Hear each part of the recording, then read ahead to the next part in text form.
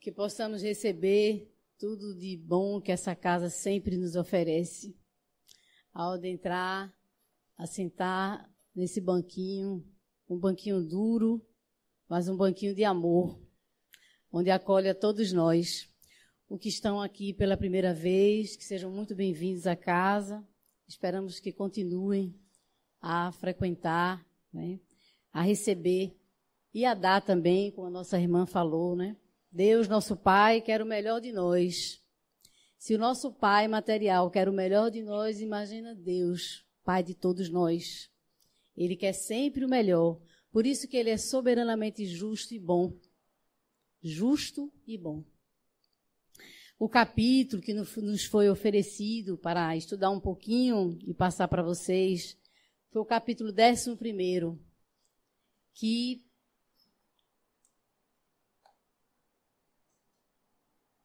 nos remete ao tema amar o próximo como a si mesmo.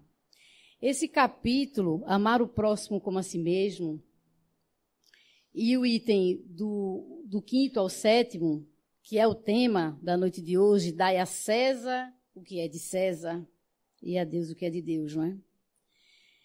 Esse tema está inserido nesse capítulo, amar o próximo como a si mesmo. Então, antes mesmo de compreendermos o que Jesus falou, respondendo aos judeus, dai a César o que é de César e a Deus o que é de Deus, eu trouxe para vocês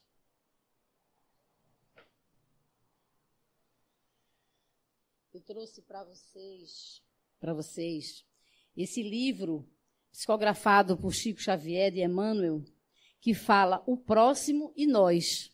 Amar o próximo como a nós mesmos, né? E ele nos traz as seguintes palavras importantes para a gente possa entender o contexto desse dai a César o que é de César. O próximo e nós. Esperas ansiosamente encontrar o Senhor e um dia chegarás à divina presença. Entretanto, antes de tudo, a vida te encaminha à presença do próximo. Porque o próximo é sempre o degrau da bendita aproximação. Mas quem é o meu próximo? Quem é o nosso próximo? Perguntarás, qual ocorreu ao doutor da lei nas luzes da parábola. Todavia, convém saber que, além do próximo mais próximo, a quem nomeias como sendo o coração materno, o pai querido, o filho de nossa bênção, o irmão estimável e o amigo íntimo, no clima doméstico, o próximo é igualmente o homem que nunca viste. Tanto quanto aquele que te fixa indiferente em qualquer canto da rua. É a criança que passa, o chefe que te exige trabalho, o subordinado que te obedece, o sócio de ideal, o mendigo que te fala à distância. Todos eles são os nossos próximos. Isto porque, e finaliza esse texto, né? O próximo e nós, finaliza dizendo assim, isto porque o bom samaritano, lembra da história do bom samaritano? Né? Foi efetivamente o socorro para o irmão caído na estrada de Jerusalém para Jericó. Mas o irmão tombado no caminho de Jerusalém, aquele estava lá, que passou muita gente e deixou lá caído. Ele estava ferido, doente, na estrada. E muita gente passou e nem quis saber. Né? Mas um homem passou, né, que foi o bom samaritano, e ele fez o quê? Ele socorreu esse irmão. E aqui diz, o bom samaritano foi efetivamente o socorro para o irmão caído na estrada de Jerusalém para Jericó. Mas o irmão tombado no caminho de Jerusalém para Jericó, ou seja, aquele irmão tombado, foi para o bom samaritano o ponto de apoio para mais um degrau de avanço no caminho para o encontro com Deus. Então, o que é que a gente pode concluir com essa passagem, esse livro, Rumo Certo, psicografado por Chico Xavier? Ele é muito bonito, ele tem muitas histórias, histórias pequenas e grandiosas. Às vezes, a gente faz a caridade ao outro, ajuda o outro, aí se vangloria e diz assim, puxa, eu ajudei fulaninho, eu fiz aquilo, eu dei uma cesta básica. Assim, por dentro de nós mesmos, até, não é nem no capítulo que diz que a vossa mão esquerda não sabe o que dê a vossa mão direita. Mesmo não sendo isso, mas intimamente você, eu fiz isso, eu fiz aquilo, eu fiz aquele outro, né? E aqui, quando ele diz que o bom samaritano, ele foi ajudado, muito mais ajudado do que aquele que estava caído precisando de socorro. Então, quando a gente doa, que a gente dá para alguém alguma coisa, seja uma palavra, seja um abraço, ou qualquer coisa material que necessita, que precisa, que o outro precisa naquele momento, somos nós os beneficiados. Somos nós. Aquele é instrumento para testar o quê? Para testar o nosso orgulho, a nossa vaidade, o nosso desapego, até que ponto a gente pode desapegar de algumas coisas, doar algumas coisas para pessoas que não têm nada. Lembrar que o supérfluo é o supérfluo, então não tem que ficar conosco. Mas que também o necessário, às vezes, é preciso dividir. Então, tudo isso faz com que nós nos sintamos bem. Nós estamos numa casa de Francisco de Assis, é dando que se recebe. É dando que se recebe. Mas não é receber as homenagens daqui da terra. A gente recebe, do céu. Então, esse conforto espiritual é bem necessário para todos nós. E se todos nós pensássemos assim, todos nós, até que fosse de uma forma egoísta, todos nós faríamos o bem a quem quer que aparecesse no nosso caminho. Porque, como diz aqui o texto, quem é o nosso próximo? Existe uma passagem do Evangelho que fala sobre isso também. Quem é o teu próximo? Quem é o próximo? É o teu pai, é tua mãe, é tua esposa, é teu irmão, teu filho? O teu próximo é qualquer um. Então, precisamos o quê? Aquele grande mandamento, né? O maior de todos, amar a Deus sobre todas as coisas e ao próximo como a nós mesmos. Então, precisamos fazer ao outro, fazer pelo outro aquilo que gostaríamos que o outro nos fizesse. E se todo mundo se comportasse assim, seria uma maravilha. Essa terra não seria mais de provas e expiações, seria um planeta já regenerado. Vai fazer uma coisa? O que é que eu gostaria que o outro fizesse para mim? Era isso, então eu vou fazer por ele. Só esse sentimento. Eu estou com sede, quero um pouco d'água. Eu estou querendo um pouco d'água. Aí você pede um copo d'água a alguém. Aí eu disse, eu gostaria tanto, o outro, né? Mas se eu tivesse com muita sede, eu ficaria muito feliz se alguém pegasse um copo d'água para mim. Aí você pega um copo d'água e entrega para a pessoa. Você está fazendo por ele aquilo que você gostaria. Então, são nas pequenas, nas simples, nas coisas simples. Porque as pessoas complicam demais. E pensam que aquela coisa bem, sabe? Muitas vezes essa caridade, entre aspas, muito grandiosa, muito ostentada, muito isso, muito aquilo. Lembra do óbolo da viúva? Lá? O que foi que Jesus prestou atenção? Aquela viúva, que ela deu a única moeda que ela tinha na bolsa. Muitos deram muitas moedas, ouro, muita coisa, mas o que sobrava? Mas ela só tinha aquela moeda. Então, esta parábola, né? Que Jesus fala, olha, a caridade, ela deu o que lhe ia faltar. Então, assim, a gente precisa... É importante que nós prestemos atenção nessas pequenas atitudes, esses pequenos atos da nossa vida, porque essa nossa reencarnação, com certeza, é uma bênção de Deus. A gente fala nessa porque a gente não lembra das outras. A gente só pode saber dessa agora. Então, a gente vai saber depois, quando chegar lá na erraticidade, qual será a próxima reencarnação. Por isso que temos que aproveitar esta. Como é que ela nos apresenta, como é que ela está, o que é que a gente está fazendo. Dai a César o que é de César.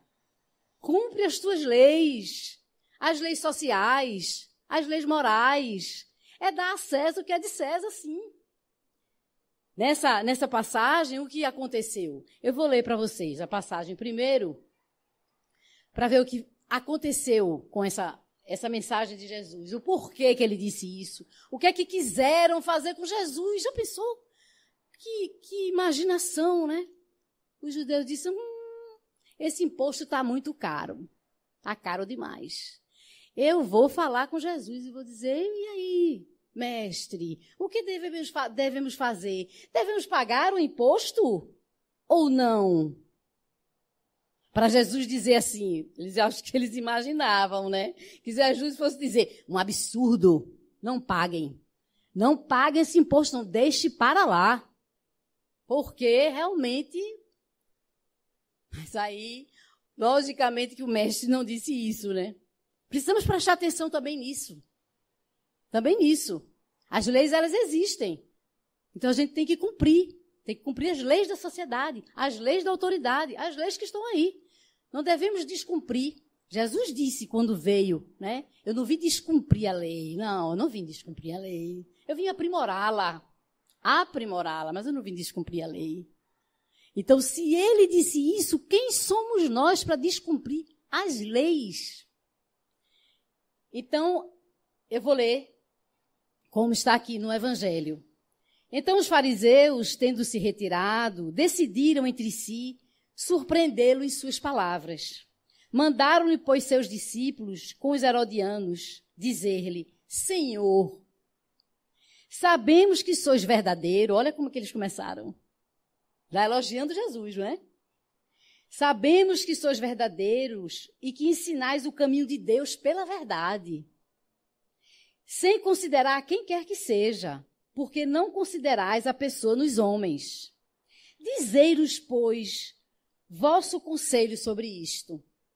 É-nos permitido pagar o tributo a César ou não pagá-lo? Olha como vem toda uma oratória, né? Interessante, né? Aí Jesus, com essa humildade, com essa sabedoria, disse, olha, estão querendo me enganar, como pode? Mas Jesus, conhecendo a sua malícia, disse-lhes, hipócritas, por que me tentais? Mostrai-me a peça de dinheiro que se dá para o tributo, a moeda. E tendo eles lhe apresentado uma moeda com a imagem de César, Jesus lhes disse, de quem é esta imagem e esta inscrição? Como se Jesus não soubesse. Mas ele perguntou, de quem é essa imagem e essa inscrição? De César, disseram-lhe. De César. Então Jesus lhe respondeu, dai, pois, a César o que é de César e a Deus o que é de Deus. Coisa linda, não é? Coisa linda. Nós precisamos, né? De observar essas passagens, né, do Evangelho de Jesus, como são sábias, como ele construiu tudo isso, né? Em tão pouco tempo. Ele não passou 90 anos conosco, né? Foi embora ainda relativamente jovem. E quantas coisas ele deixou para nós de sabedoria, né? Tendo ouvido falar dessa maneira, admiraram-se de sua resposta e, deixando-o, retiraram-se. Isso está em São Marcos, não é? A questão proposta a Jesus era motivada pela circunstância. Qual era a circunstância na época? Que os judeus, tendo horror ao tributo, que eles eram imposto pelos romanos, dela fizeram uma questão religiosa. Um partido numeroso se formara para repelir o imposto. Olha, o pagamento do tributo era, pois, para eles, uma questão irritante e atual, sem a qual a pergunta feita a Jesus, é-nos permitido pagar ou não pagá-lo o tributo a César? Não teria nenhum sentido. Essa questão era uma armadilha, na verdade, porque, de acordo com a sua resposta, esperava incitar contra ele, seja a autoridade romana ou os judeus dissidentes. Mas Jesus, conhecendo a sua malícia, evita a dificuldade, dando-lhes uma lição de justiça, dizendo-lhes para restituírem a cada um o que lhe era devido. Você não deve? Não paga. Às vezes, falando até em termos materiais, nós vivemos aqui, né? Em termos materiais também, nós ficamos às vezes assim, vou pagar isso, aquilo, às vezes você solicita, às vezes, um empréstimo a uma pessoa e tudo, e depois, na hora de pagar, você fica chateado quando a pessoa te cobra. Né? Tem pessoas que ficam chateadas, porque está me cobrando, meu Deus do céu. Mas naquela hora que você precisou, que você necessitou, você não teve o apoio material? Porque na hora de pagar, diz, não, que coisa chata, que cobrança chata, que coisa, não deveria. Como não deveria? Deveria, não é? Então, nas mínimas coisas que a gente precisa pensar nisso tudo. E Jesus, nessa lição, dai a César o que é de César e a Deus o que é de Deus, ele mostra. E no outro item, o Evangelho diz assim, esta máxima, dai a César o que é de César, não deve ser entendida de uma forma restrita e absoluta. Como todos os ensinamentos de Jesus, é um princípio geral, resumido sob uma forma prática e usual, e deduzida de uma circunstância particular. Esse princípio, Jesus, logicamente, que aproveitou aquela ocasião e disse, uma grande oportunidade, né? Quando perguntaram a ele. Mas isso abrange outras coisas. Esse princípio é uma consequência daquele que manda agir com os outros, como quereríamos que os outros agissem para conosco. Se o imposto fosse deles, dos judeus, eles não gostariam que pagassem o imposto? Por que não pagar o tributo a César? Ele condena todo o prejuízo material e moral acarretado a outrem. Todo o prejuízo material e moral acarretado a outrem. Toda a violação dos seus interesses. Ele condena. Prescreve o respeito dos direitos de cada um. Como cada um deseja que se respeite os seus. Estende-se ao cumprimento dos deveres contraídos para com a família, a sociedade, a autoridade, assim como para com os indivíduos. Nós vivemos em sociedade. Não sei se a maioria de nós aqui, mas uma grande parte talvez, morem em apartamento. Não é difícil, é uma sociedade. Ou seja, é uma comunidade. A gente tem que respeitar o vizinho. A gente não pode, porque o vizinho colocou o lixo fora da lata do lixo, a gente vai fazer a mesma coisa. Ou então a gente vai criticar e vai abrir uma questão, uma reunião de condomínio por conta disso. A gente tem que o quê? Fazer a nossa parte, colocar o lixo onde deve colocar. Não é? E respeitar o barulho. Tem um barulho às vezes. E você fica, tem uma criança chorando. Como é que vai fazer? A criança chora a noite toda. Mas o que é que você pode fazer com relação a isso?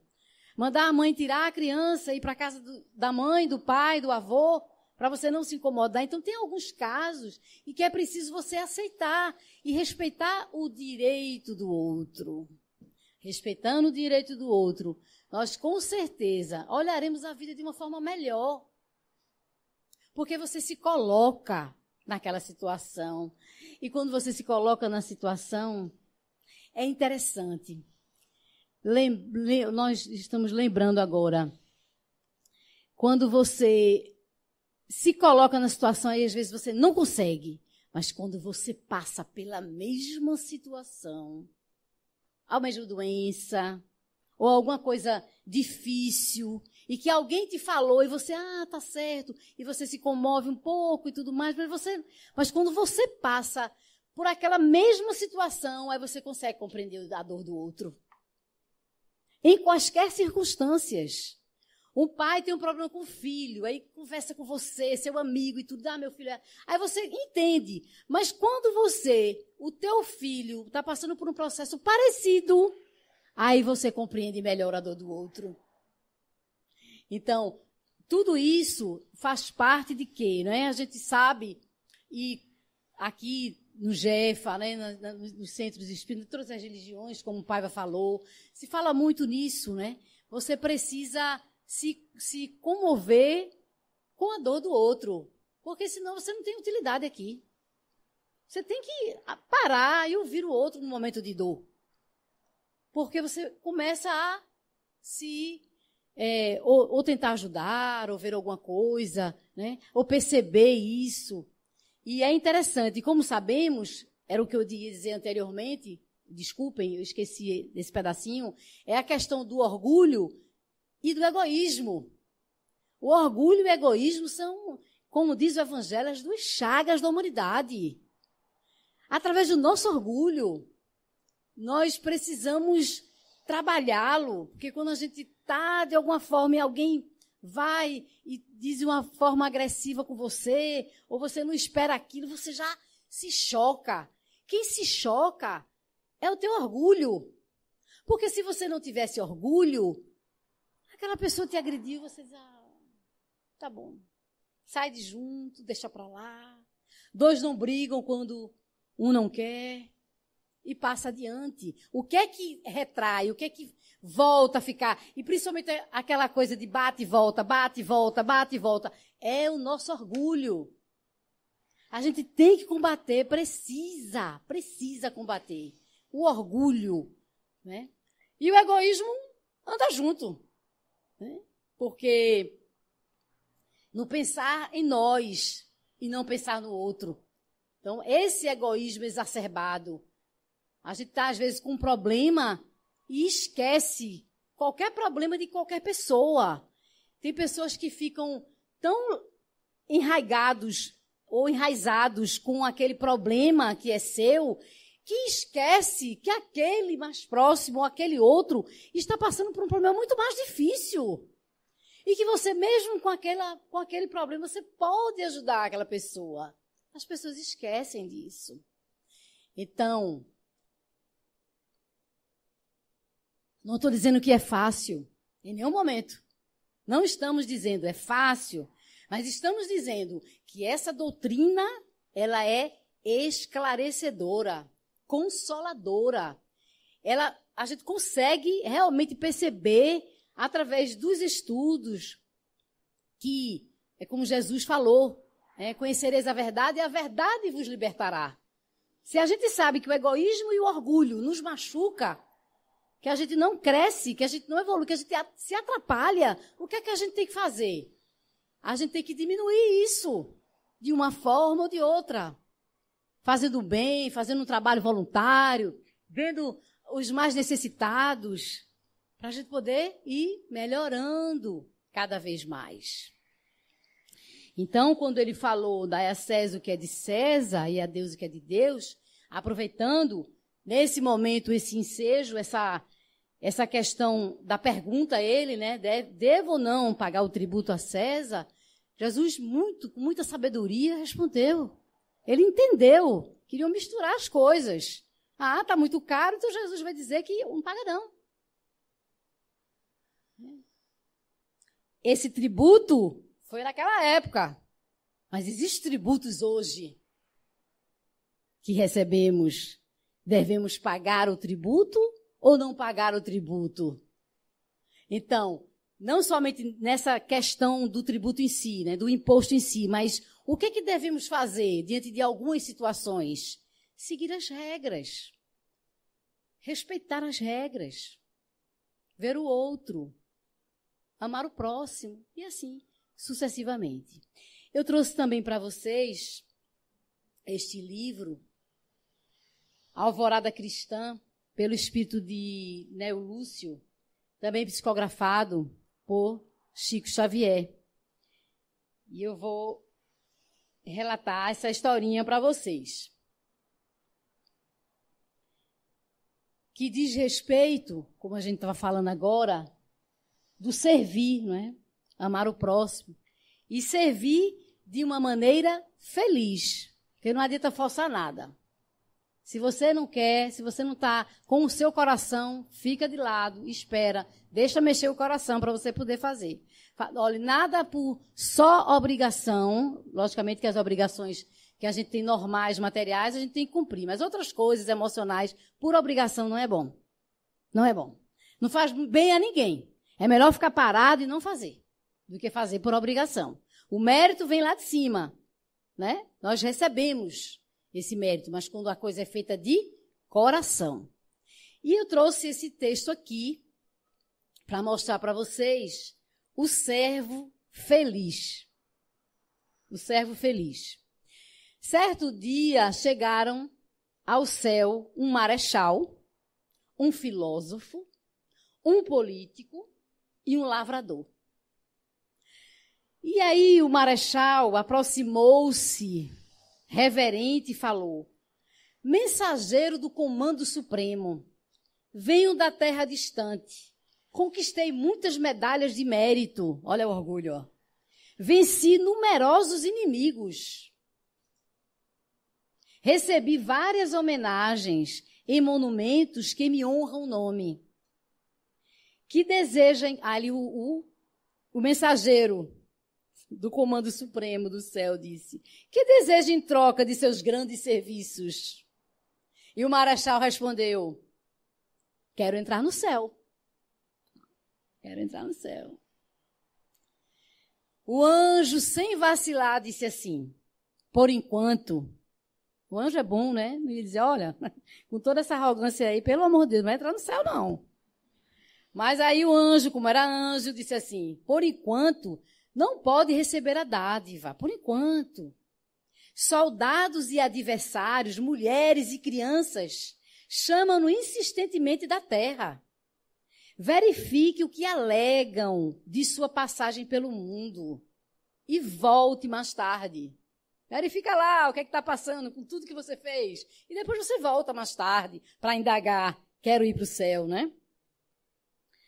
O filósofo acercou-se de preposto divino e pediu: anjo do Criador eterno, venho do acanhado círculo dos homens, olha.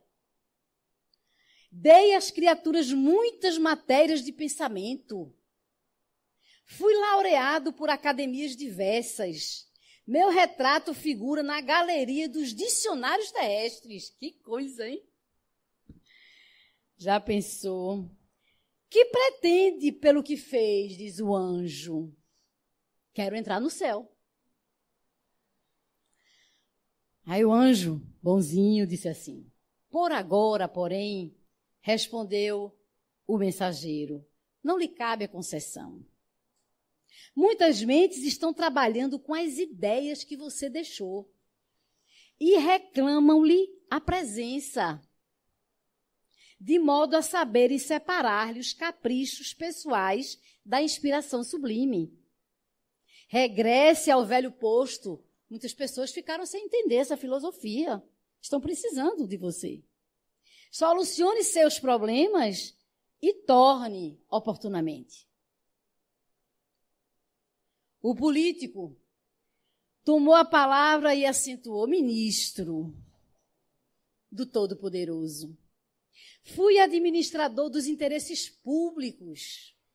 Assinei várias leis que influenciaram meu tempo. Meu nome figura em muitos documentos oficiais.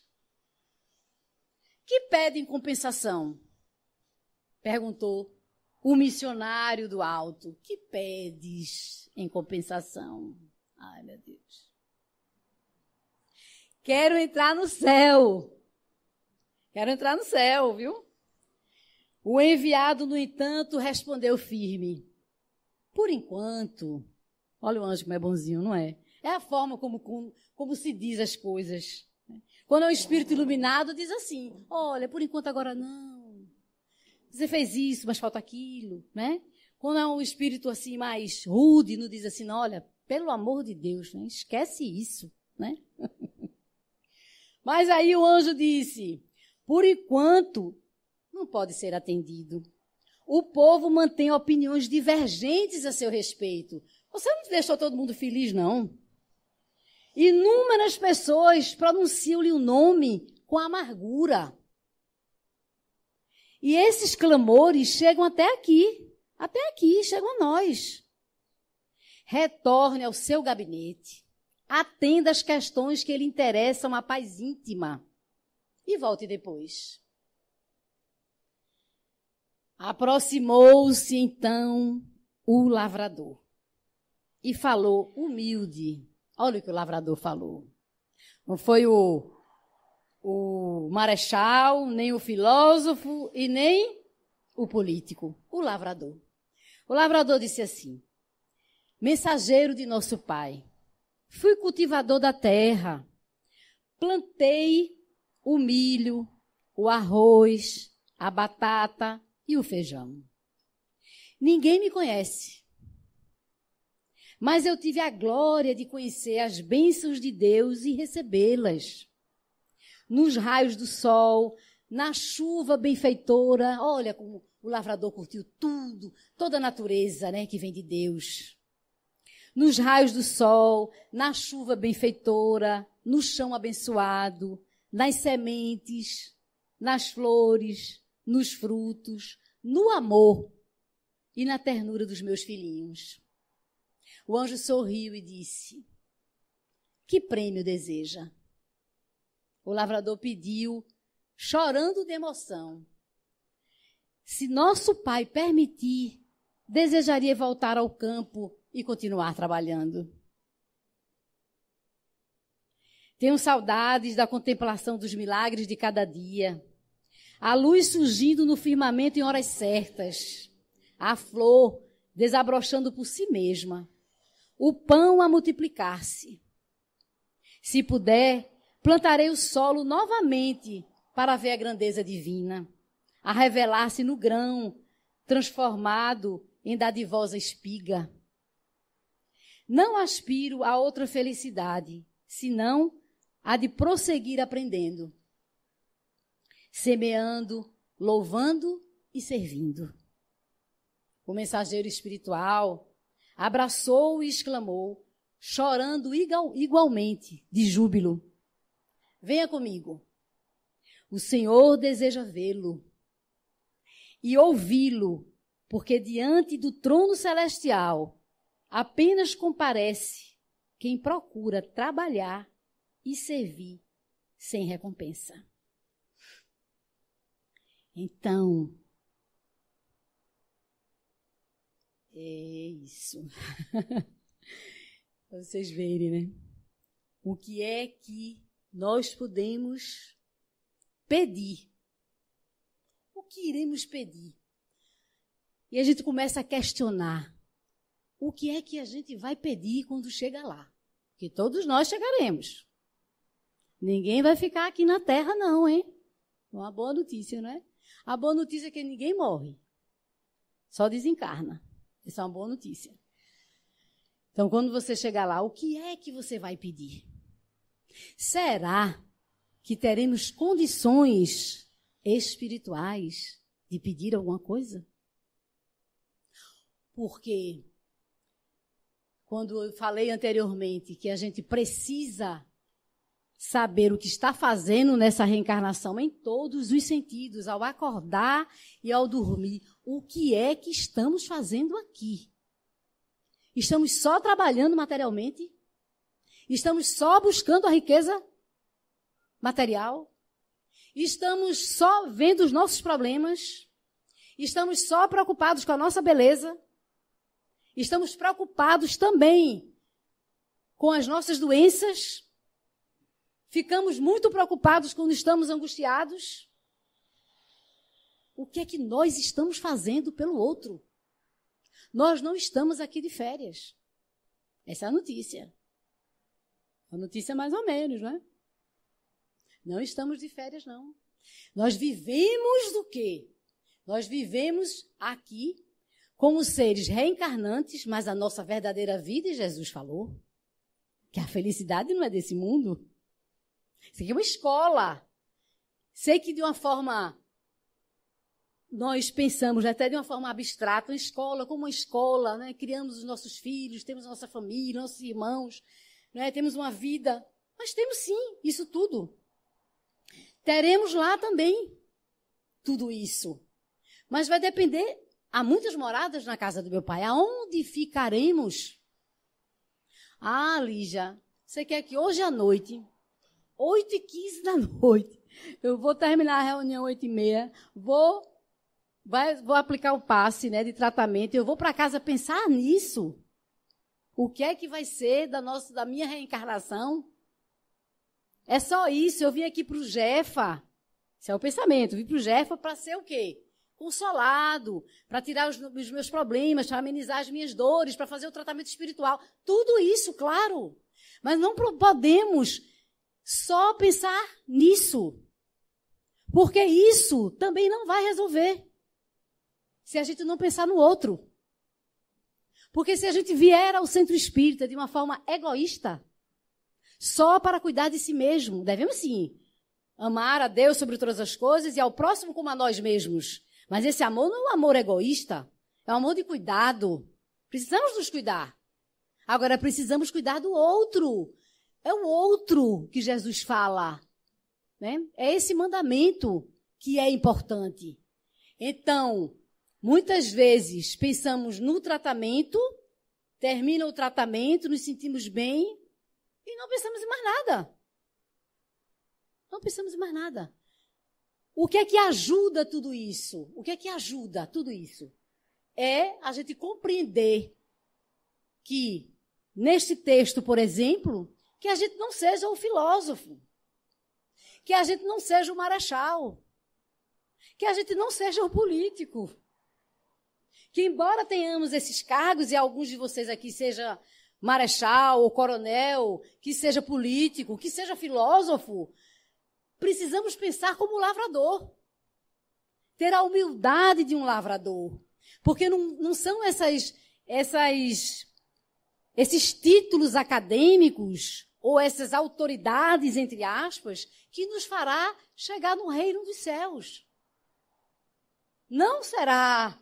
Deixaremos tudo aqui, tudo, até o nosso corpo. Eu não estou falando nem nada material. Tudo material fica mesmo. E até o nosso corpo também. Então, o que a gente leva é o que a gente constrói, de bom ou de ruim. Então, dai a César o que é de César e a Deus o que é de Deus. A gente não pode pensar só em nós. Precisamos nos sintonizar, sabe? Nos harmonizar, mas pensando sempre no outro. Em todas as circunstâncias da nossa vida, é preciso pensar no outro. Mas não é só aqui no Jefa, não.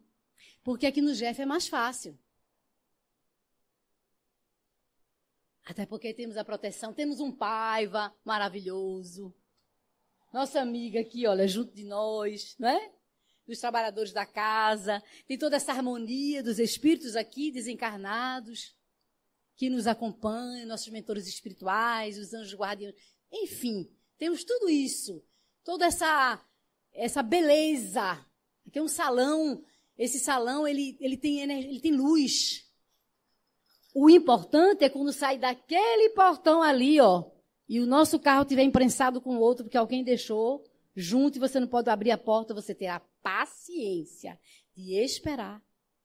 Que alguém saia da sala do passe, abra a porta para você poder entrar. Porque não vai poder ser interrompido. Chegar aqui, olha a chave. A pessoa está lá dentro tomando passe, então tem que esperar. Ou chegar lá na frente, que absurdo. Como é que encosta o carro assim? Acabou de sair do Jefa. Aí chega lá fora. Aí começa a conversar e tudo, daqui a pouco... Tu viu fulaninho como estava hoje? Menino, impressionante. Olhe, que pessoa, viu? Essa pessoa é muito chata. Acabou de sair daqui. Então, quando eu digo acabou de sair daqui, porque quando a gente não vem, a coisa piora. Aqui é um campo de força que nos ajuda ao progresso espiritual. Essa história, algumas colocações que se fala, não, eu vou ficar em casa porque eu vou assistir uma live espírita, porque eu vou assistir isso, tem um centro lá no Rio de Janeiro que passa coisas maravilhosas. Eu não preciso ir para o Jefa nem para qualquer outro centro, não. Estou falando do Jefa específico, porque essa é a casa que nós trabalhamos, né? E que eu tenho muito respeito e devo muito a ela. Nós devemos muito a ela. Né? Devemos, que eu digo, de coisas boas que nos aconteceram, né? De proteção, né? De conforto, de equilíbrio, de tranquilidade. E nem toda casa tem isso, nos dá essa tranquilidade, nem toda. Mas aqui existe uma proteção, né? Porque nós conhecemos essa casa. Outras casas também, claro, não estou desmerecendo, mas não são todas. Enfim, Então, recebemos tudo isso. Precisamos, pelo menos, ter a consciência disso tudo, sabe? Nos conscientizarmos disso tudo. E essa doutrina espírita, ela nos esclarece. Ela nos esclarece. Por que viemos, por que estamos, por que do sofrimento, por que de uma morte prematura, por que alguém cometeu isso ou aquilo, aquele delito, o que é que não existe vítima, se alguma coisa aconteceu de ruim com determinada pessoa e você sofreu isso, em outra existência aconteceu de outra forma, enfim, tem várias explicações para que a gente nunca pense que Deus é injusto, que tudo só acontece comigo. Só acontece comigo, não acontece mais com ninguém. Acontece com as pessoas. E não é porque a gente está aqui que vai deixar de acontecer, não, hein? Essa também é uma novidade. Não é porque está aqui que vai, pronto. Agora, nada mais acontecerá comigo. Porque eu estou fazendo tratamento espiritual, estou lá no Jeff, estou lá. Por que não? Vai acontecer. Vai acontecer o que tiver que acontecer. Mas a gente vai saber por que está acontecendo. Esse esclarecimento nós teremos através da doutrina espírita. Então, é uma bênção sabermos disso. E essa oportunidade. Se vocês não assistiram o filme de Allan Kardec, a história dele, a história de Valdo Pereira Franco, são filmes belíssimos. Que você diz assim, meu Deus, quando eu assisti Allan Kardec, eu fiquei apaixonada por esses livros, sabe? Como foi que ele codificou tudo isso para nós? Ele codificou tudo isso para nós, as mensagens de Jesus. Tudo que Jesus nos deixou de uma forma, não a Bíblia, mas assim, de uma forma bem explicativa, elucidativa, em que você compreende melhor. Os exemplos, os livros de André Luiz, que Paiva sabe muito bem, muito melhor falar do que eu, né? O mundo espiritual nos livros de André Luiz, o que acontece, deixa de acontecer, como é a reencarnação, o processo reencarnatório, tudo isso nas obras de André Luiz estão aqui para nós. Espíritas, amai-vos e instruí-vos. Conhecereis a verdade e a verdade vos libertará. Que verdade é esta? É essa verdade que nos liberta dos apegos, que nos liberta do orgulho, que nos liberta do egoísmo, que nos liberta de tanta coisa. Mas é através dos estudos que a gente começa a compreender melhor. Então temos uma obra inteira para aprender. Essa casa oferece cursos maravilhosos, o EJA, o EAD, curso de mediunidade, cursos que a gente pode aprender. Porque lá, quando a gente chegar, a gente vai pelo menos não chegar tão leigo. Vai pelo menos saber que morreu e que a morte não existe. Ah, eu estou aqui, peraí. Alguém está me vendo? Não, não estou. Eita, eu desencarnei. Ah, existe o desencarne e aqui a pátria espiritual. A gente vai ter esse conhecimento. Porque tem muitos que vão embora e não sabem nem que morreu. Passam séculos naquela mesma casa e não têm a consciência de que morreu, de que desencarnou. Porque não aprendeu. Não é uma doutrina consoladora? A gente não pode dizer que não. É uma doutrina consoladora e esclarece. Agora, vivos, reencarnados e desencarnados. A gente vai ter essa consciência. Ninguém vai chegar lá, o que é isso mesmo? Peraí, pátria espiritual? Nunca ouvi falar. Eu sou um espírito eterno. Foi mesmo. A gente vai saber.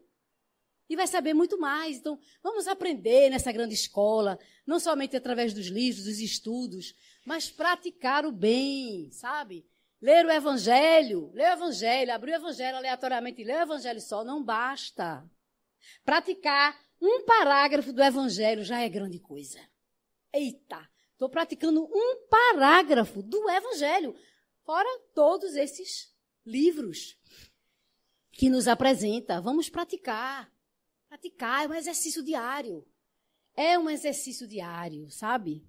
O bem que a gente pode fazer para alguém é o advogado, o nosso advogado para todas as questões. Em qualquer circunstância. Você faz, às vezes, o bem para alguém, você recebe ingratidão. Não se preocupe. Esse bem que você fez será seu advogado em qualquer situação. Você vai receber o bem de outra coisa, de outra forma, que você nem imagina. Vem lá, ó, do céu. E aí, quando chegarmos lá, a pergunta ao anjo será: Eu quero ir para o céu. Mas para você fazer essa pergunta, você precisa ser um lavrador. Muita paz para todos nós.